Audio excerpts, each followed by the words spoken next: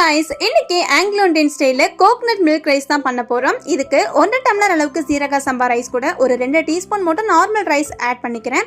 இத நல்லா 3 time wash பண்ணி ஊற வச்சுக்கோங்க. ஒரு அரை மூடி தேங்காய் கூட ஒரு அரை டீஸ்பூன் சோம்பு சேர்த்து ஒரு 3 கப் ஆஃப் கோகனட் மில்க் வரா மாதிரி நல்லா திக்கா இந்த மாதிரி அரைச்சு எடுத்து வச்சுக்கோங்க. இந்த சைடு இந்த கோகனட் ரைஸ் பண்றதுக்காக ஒரு சின்ன குக்கர்ல எண்ணெய் ஊத்திக்கோங்க. பட்டை, கிராம்பு, சோம்பு, ஏலக்காய், பிரிஞ்சி எல்லாம் போட்டுக்கோங்க.